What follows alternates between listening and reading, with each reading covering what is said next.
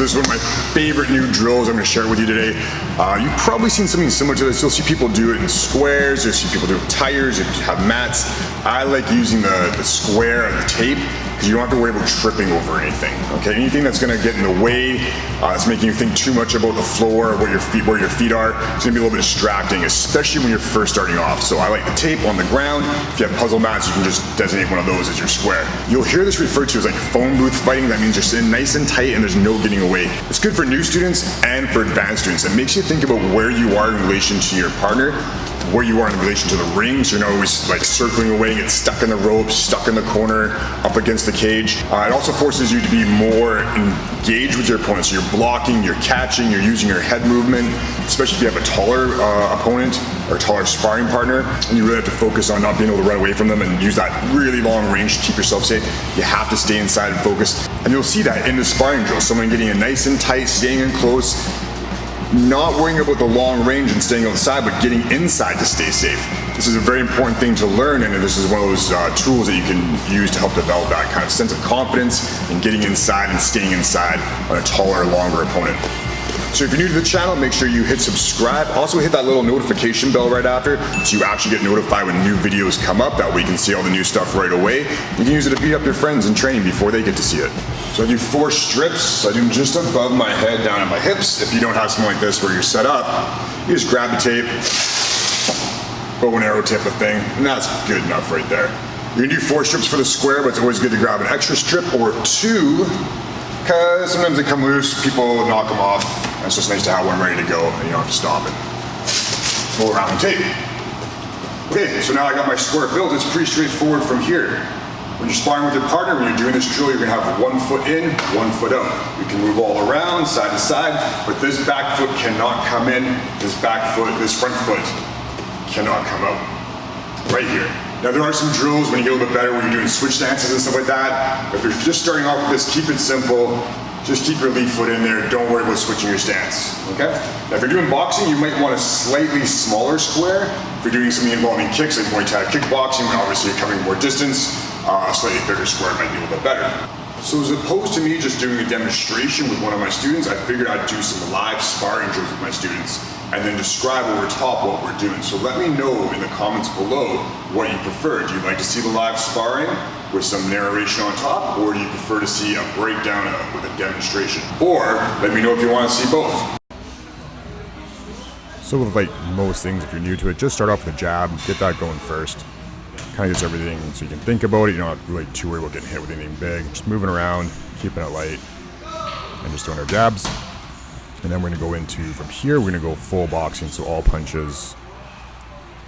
And I mentioned this before, but here's a shorter person against a longer, taller person. Casey's in the black here. He's much more experienced. So you can see him getting inside and going to the body, going to the head. He knows he can't stay at the end of the jab, so he's being smart and getting right inside there. But he's still keeping his feet in the right spot. He's not closing too much. He's not overdoing it. Moving his head, moving in and out, using good angles. And that square is forcing him to do this. You know, if he wasn't in that square, he might be backing up a bit more because he doesn't have that option. He has to stay in there, move his head, and really work that body and go back up to the head after that. So very smart strategy and tactic here by Casey to just stay in there. Goes out, and so you can see he moves his head right away when he goes out. Goes out, angles off, gets right back in there.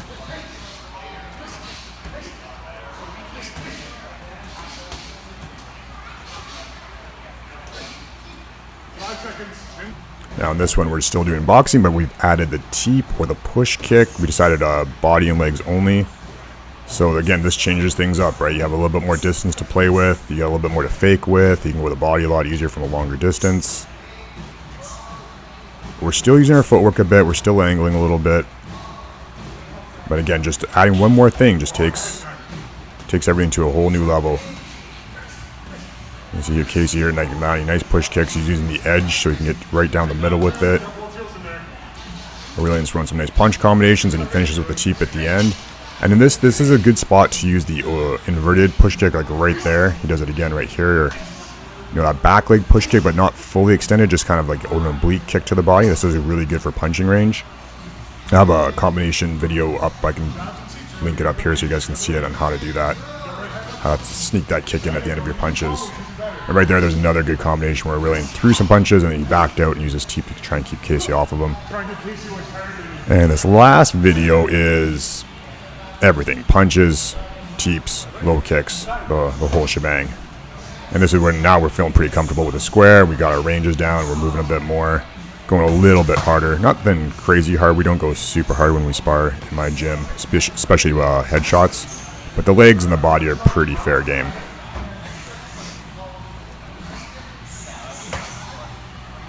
And again, just being in front of each other, you have to block more, you have to catch more, you have to be a little bit more evasive without running away, without backing up. And it also helps to, incorporate some more fakes. Like right there, I just faked a push kick. And I hit a nice bounce from Casey there. Caught his leg, he got out, got right back to where he's supposed to be. Try a spinning back kick on me. Fucker. Oh, and then he knocks me out of it with a leg kick, which is good. Not very many people can do that.